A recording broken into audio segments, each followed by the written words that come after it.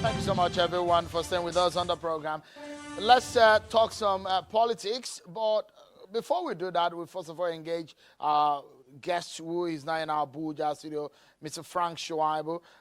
He's a special advisor to the PDP presidential candidate Atiku Abubakar on media. He joins us from our Abuja studio. Thank you so much, Mr. Shuaibu, for your time. Let me get your reaction because a lot of Nigerians are talking about the situation with some Nigerians in South Africa and what has happened there, the issues of xenophobia. Your party has spoken on this matter. What would be your reaction to this?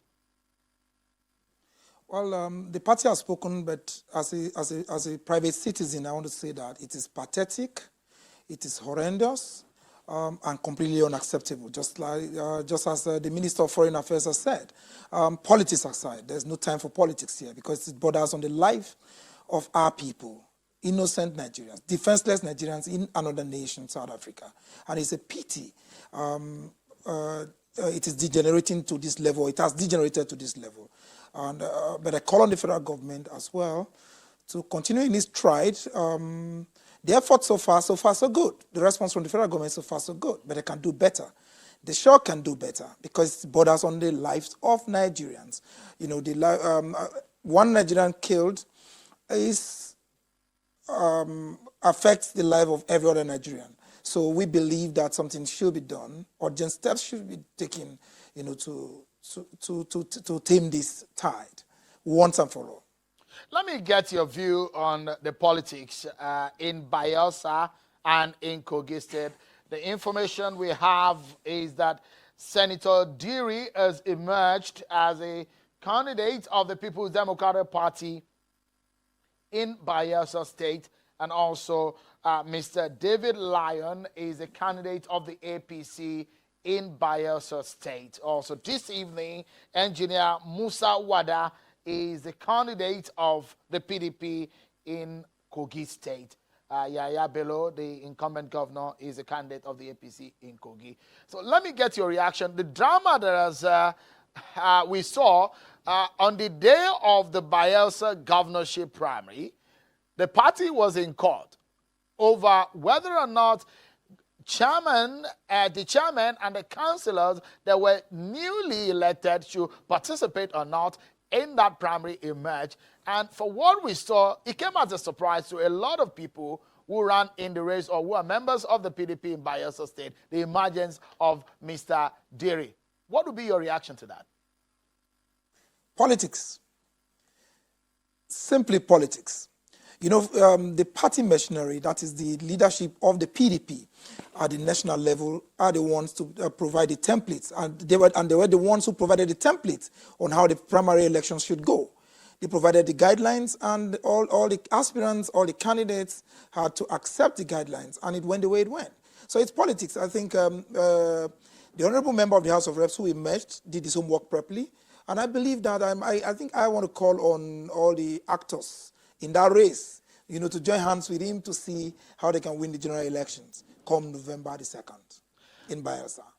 What does it look like for your party? For example, looking at some of those who ran in that primaries, the likes of the former NDDC boss, and now we saw Mr. Diri emerging. What are the hopes of your party on November 16 with the flag bearer?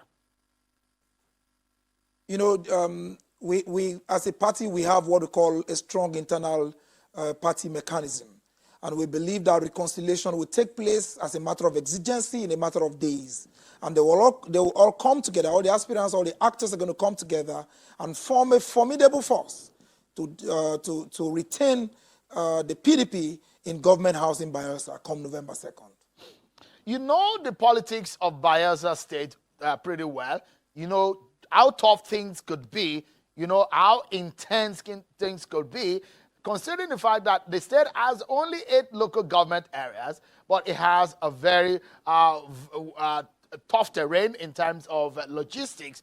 Considering what we saw in 2019, what are your hopes and what are your thoughts about the election itself, INEC, and Bayelsa State?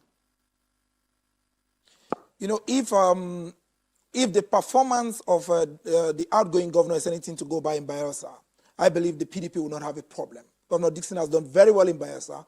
He is one of the poster boys of the PDP, in Bayelsa. So his performance there will speak well, and it will assist us jumpstart the PDP, especially at the polls on the 2nd of November. So basically, the PDP candidate will be going into that contest with about 60 to 70%, lead. So interestingly, it's going to go the way of the PDP.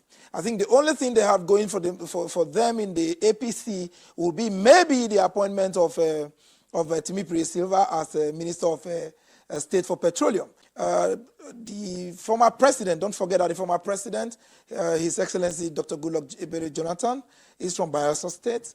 And we have so many other big actors from Bayelsa. So the party has done well in terms of governance for 8 years. Dixon has done well. So that alone has set a good template, a good foundation for our candidates in Bayelsa. So it's not going to be a problem. I believe the PDP will win. We know the PDP will win. We'll retain Bayelsa. Let me give you a scenario. The likes of the SSG, Kemla Okara, the likes of Fred Agbedi, a member of the House of Representatives, the likes of Timi Alaibe, who ran in that race and were defeated in other primaries. Do you have any fears as to what might be an aftermath effect on the structure of the PDP in Bayelsa State as we speak? You see, as we speak, the three persons you have mentioned, particularly Timi Alaibe and Fred Agbedi, are seasoned politicians. They are very seasoned politicians. And they believe strongly in internal party democracy. We believe, too, that our team, that is the team from the National Secretariat of the party, are already in Bayelsa, and the reconciliation process is going on. Everybody is a winner in Bayelsa. I want to tell you, I want to put it on record today that everybody is a winner in Bayelsa, at the Bayelsa primaries. There is no winner and there is no loser. So it's not going to be a problem. I have no fear. I have no doubt that they're going to all come together to form a formidable force to retain the state for the PDP. But what we are hearing might not be a very good story, though, because we understand now that there are a lot of aggrieved members, those who ran in that race, who are planning to leave the party because they do not believe that the right things were done. Are you concerned about that?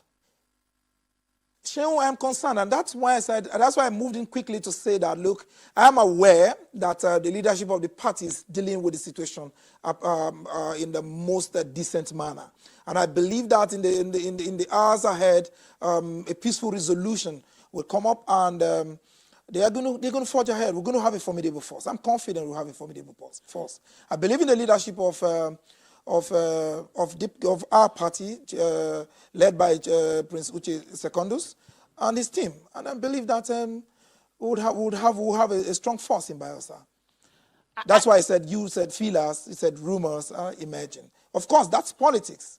Let's go to be expected. Let's go to another rather interesting environment. That is Kogi State.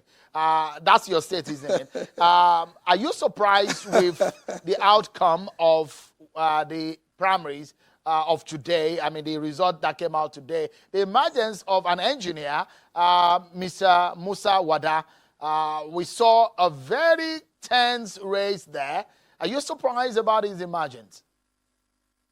No, Shehu, I have been one person, a lone voice in the agitation to stop the former governor Ibrahim Idris from producing his son as candidate of the party for the November 2 election.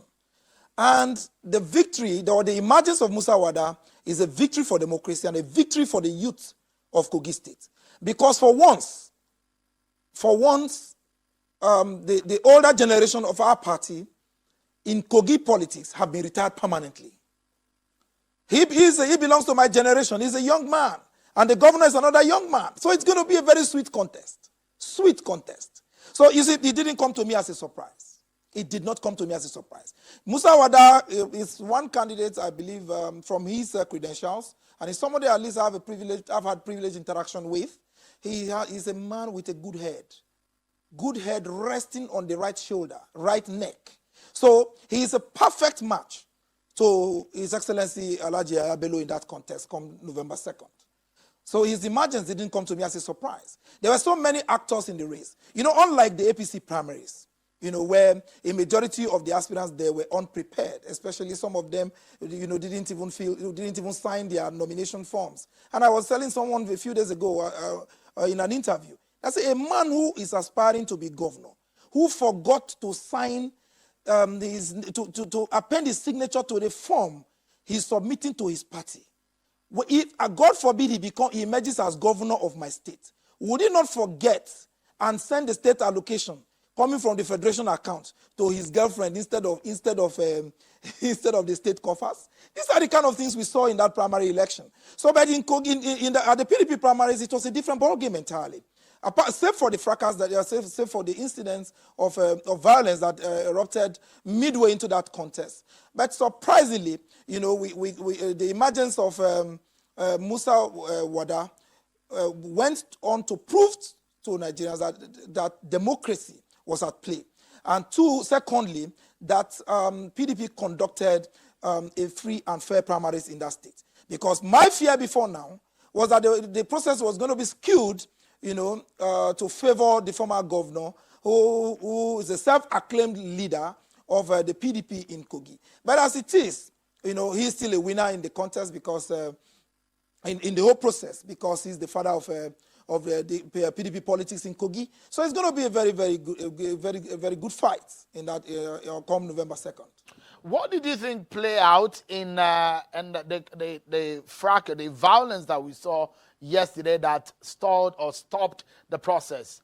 Because we're hearing your party is saying it's the APC that caused it, but the APC has said you cannot even conduct a violence-free primaries, that it went violent. So it's been back and forth between your party and the APC in Kogi State.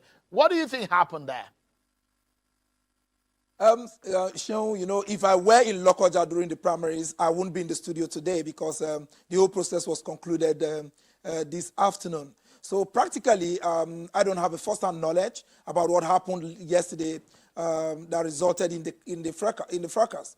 But the party has spoken, and I want you to take them seriously. The APC too has spoken.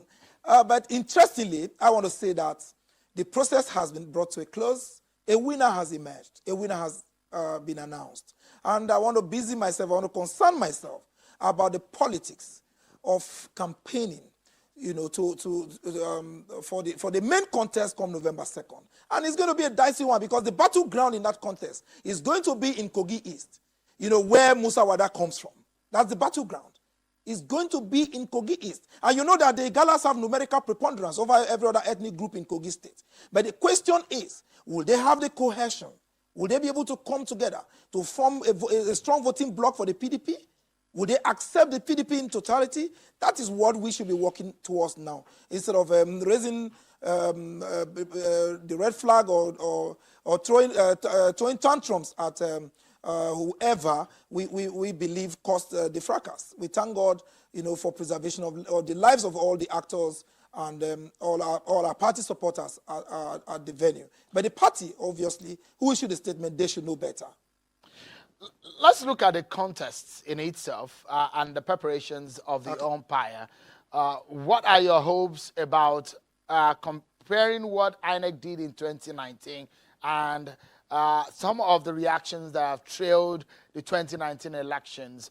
What do you look forward to, or what do you perhaps think INEC must do to ensure that the elections in Bayelsa and Kogi State are free, fair, and credible? The first thing to do, Sean, is that the INEC must see itself as an unbiased umpire. And until they detach themselves from the ruling party, until they see themselves as unbiased umpires in this contest, then we are not prepared for democracy yet. But we believe that the backlash of the 2019 presidential elections, which is still a subject of litigation at our tribunals and the courts, is enough lesson for them.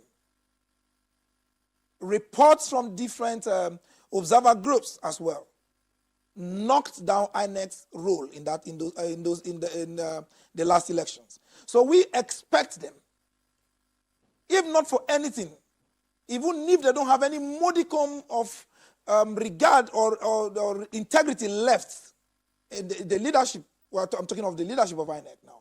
Even if they don't have any form of integrity left in them, they should have what we call shame to say, look, let us use Kogi and Bayelsa as the test case, because the world is watching them. The tribunals have not even entered judgment. And we believe that whatever happens in Kogi and Bayelsa come 2nd of November will go down in the annals of our political history as either write their name on the right side of history or to nail their coffin permanently, in the abyss of history. So we believe that INEC should know they know that they should do the right thing. They know. Let's take a breather. But when we come back, we'll get some other perspectives to this. We'll hear from the APC on the Bayelsa and Kogi governorship elections. Don't go anywhere. We'll be right back, everyone.